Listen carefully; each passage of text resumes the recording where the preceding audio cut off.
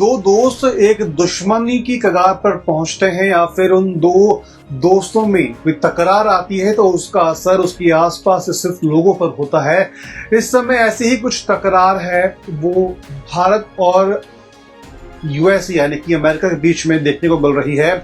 Donald Trump लगातार पहले तो भारत पर टैरिफ लगाते हैं और उसके बाद में जब प्रधानमंत्री मोदी का जन्मदिन आता है तो उन्हें बधाई देते हैं और उसके बाद H1B वीजा है उसको लेकर के कड़े नियम बनाते हैं।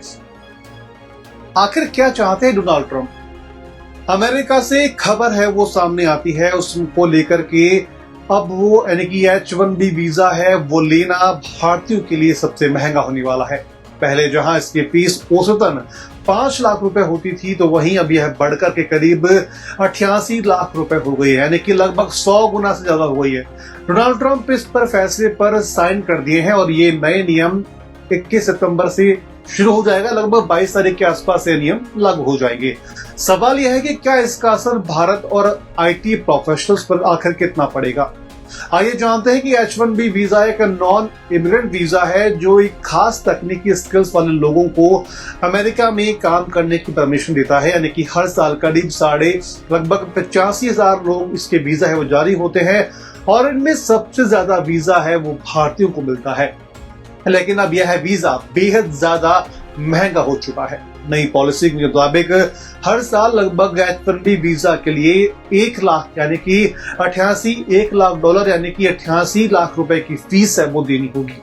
यह फीस नए आवेदन और रिन्यूअल दोनों पर लागू होगी, यानी कि 6 साल के लिए वीजे का कुल खर्चा लगभग 5.28 करोड़ रुपए आएगा। इस फैसले से भारतीय कंपनियों और प्रोफेशनल्स पर सीधा असर पड़ने वाला है।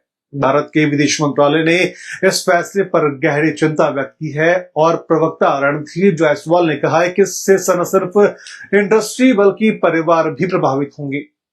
उन्होंने उम्मीद जताई कि बातचीत के जरिए कोई समाधान निकलेगा। सिर्फ भारत ही नहीं बल्कि अमेरिकी कंपनियां भी इससे परेशान हैं। माइक्रोसॉफ्ट, अमेजन और JP मॉर्गन जैसी कंपनियों ने इससे अपने कर्मचारियों को सलाह दी है कि फिलहाल अमेरिका से बाहर ना जाएं वरना वापस आने पर नई फीस देनी होगी।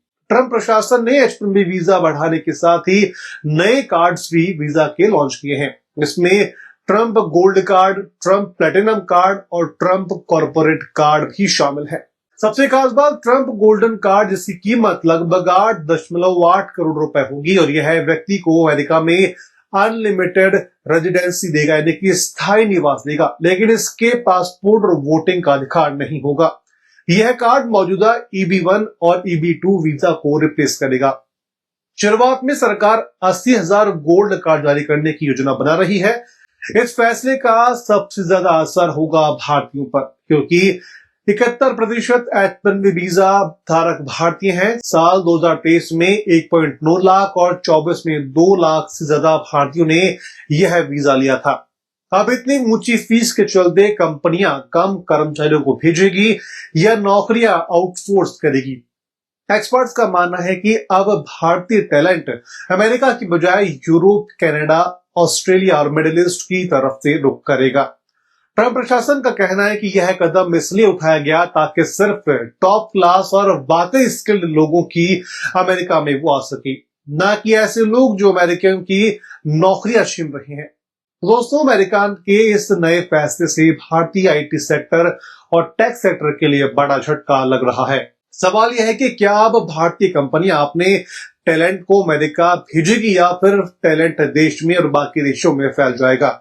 आपका इस मुद्दे पर क्या सोचना है, कमेंट बॉक्स में बताएं। क्या यह भारतीयों के लिए नुकसान है या फिर भारत के लिए एक मौका? कमेंट बॉक्स में कमेंट करके हमें जरूर बताएं। वीडियो को लाइक करें, शेयर करें और चैनल को सब्सक्राइब जरूर करें। मैं हूं आपका दोस्त रौनक और मेरे साथ है मेरे सहयोगी मोहित शर्मा।